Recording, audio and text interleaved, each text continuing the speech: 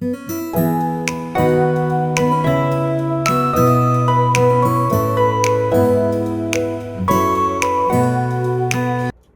friends, I wanted to do a video on my pantry because a few people have actually asked, which I was really excited about. I'd love to hear from all of you.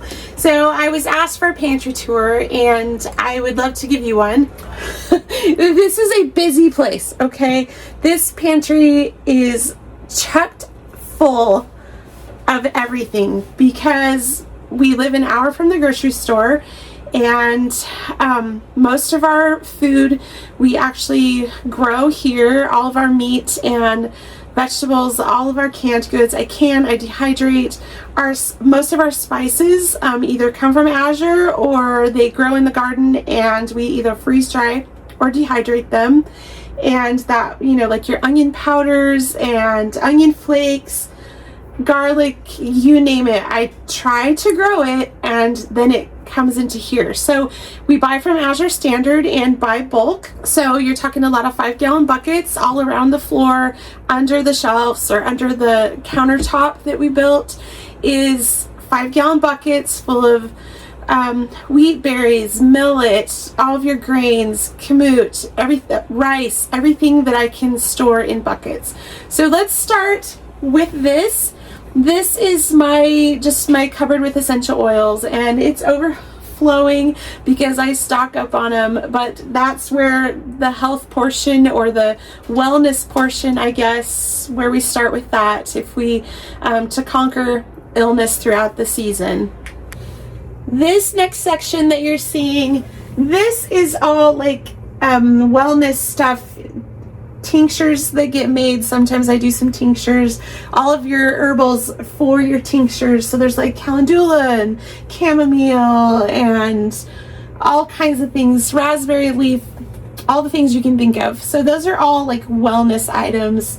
And then it kind of flows into teas. There's teas through here, and then sweeteners. Some sweeteners take over, whether that's agave, honey, different kinds of sugars that we use. We don't usually use just white sugar. That's very rare. I try to at least use the less processed. So sometimes that's the sucanut, demura sugar, things like coconut sugar, a lot of honey, a lot of maple. So that's what flows into the next section. As you get over to the corner of the room, we have oils. So there's like coconut oil, olive oil, avocado oil, no seed oils. You won't find those here. And salts, freeze-dried onions, freeze-dried green onions, and we get into a few canned goods. So the majority of our canned goods is stored down in our shop, and maybe you've seen that on our freezer video. There's a blip of the canned goods. So canned goods, they take up a lot of space. I don't have room for it up at the house, so we store that at the shop, which is down kind of over the hill.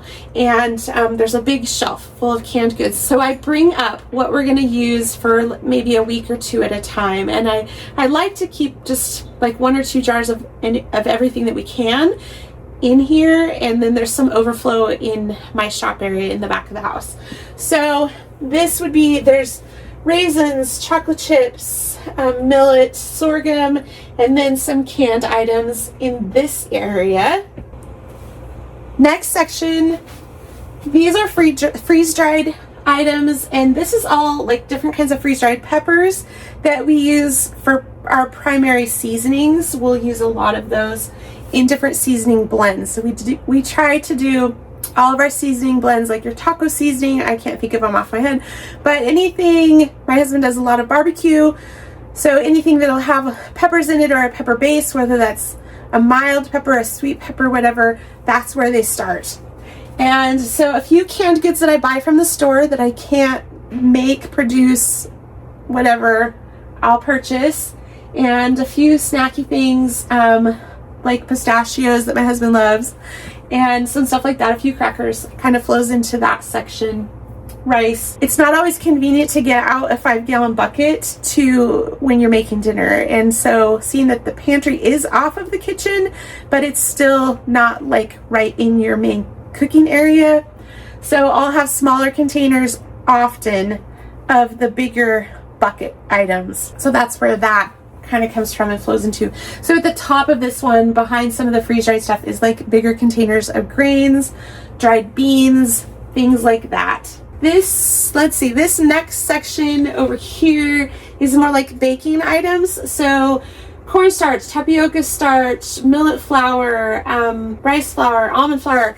Because we are primarily gluten-free around here, 90% I guess, this is different kinds of flours, because that just takes up a lot of space because you don't have just one container of flour that you can use. And we do, I have a grain mill. I try to do as much grains as possible, but I kind of fluctuate, and when I don't have time, it seems like I fall out of that rhythm, and I personally would just like to get better at that and use just like all grains. So then we have some vinegars, cocoa powder, almond flour, and then more different kinds of flours again. This section here, from top to bottom, you can't even see the bottom. I'm going to move all the way down. That is spices that we use. We truly love to cook here. We are foodies, I will say. And so all of the spices, this is what we use the most. Everything is here. And like we have one shelf that's just like barbecue rubs that my husband's made mostly. These are like peppers.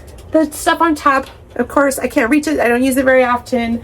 But as you go down, you have all your garlic and onion based stuff. Just a quick scan of what's on the bottom. 5-gallon buckets with the lids that you screw on, because popping lids off is a pain. Pastas, there's a butter churn. That is an ice cream maker. Honey, agave, different flours in different containers. Some Azure stuff that's not even open yet. And some storage containers and lids, and some things that just don't fit in the kitchen, like certain baking dishes that are just big and bulky. Now the countertop is where it's really messy. So this ends up being just a dump room sometimes, and I truly have to come in here and organize like once a week. When you get home from grocery shopping, if you go, or your Azure order comes in, everything just sits in here until I can put it away. So popcorn maker, food processor, a giant container of coffee, Bosch mixer, a couple of canners, grain mill, a bullet, a Ninja, let's kind of move this out of the way, Ninja blender, emulsion blender, a Ninja Creamy, that's canning stuff, storage, large containers, a roaster pan, a water bath canner.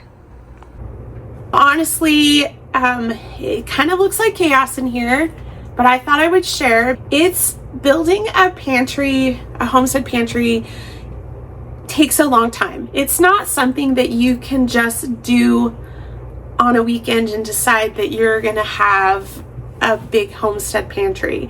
It's a building process, and it takes a lot of years of experience, honestly, or learning, cooking, and using whatever you need the most, what you tend to have on hand, what you're missing, and the habit of not running to the grocery store every time you're missing an ingredient.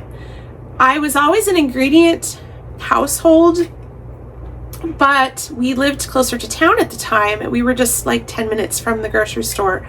So if somebody wanted ice cream in the evening, it was like, we can run to town and get ice cream, not a big deal.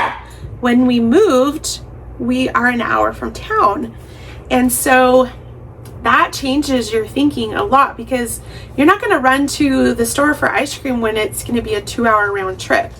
So things changed drastically, and we really had to change our thinking. When we moved, you could no longer just go to town to pick up ice cream. That's just not going to happen. At that point, it's like, oh, I want a Ninja Creamy, because we still want to eat the ice cream. We're not going to live without things just because we live far away.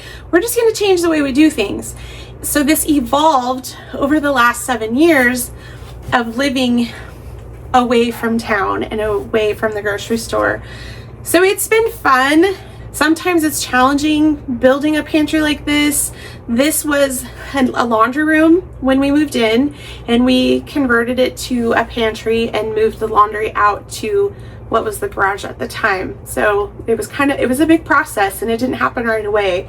But the storage of all of the items that we used was growing. The need for it was growing. And so this is what we came up with.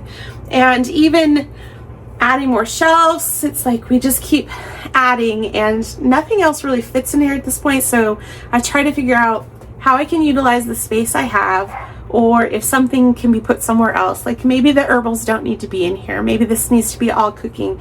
But we're working through it. It's always a work in progress, and it is a busy place, and it looks totally overwhelming. And I think some people would look at that and be like, oh my gosh, that's insane. But think about it in the terms of, if you're an hour, 2 hours really, round trip from town, an hour there and an hour back, what do you need to do to not make that trip into town so often? I work on the farm. My husband's like maybe 50% works off, works on right now. And we don't make that trip all the time. This is what we do. This is how we cook, and we cook every single meal. We don't eat out. So we eat at home. And when you're at home and you eat at home, you need a lot of stuff. I hope you can either look at this and think the lady's crazy, or get some ideas of maybe what you want to do but don't want to do, or something like that. And I just hope you get something out of it, and make you think about also having a homestead pantry, or building your pantry, or not be frustrated with the fact that building a pantry takes a long time. It's not going to happen overnight, and eventually you can have everything you need in your pantry, but you're not going to do it at once. It's too overwhelming, too expensive. So good luck to you.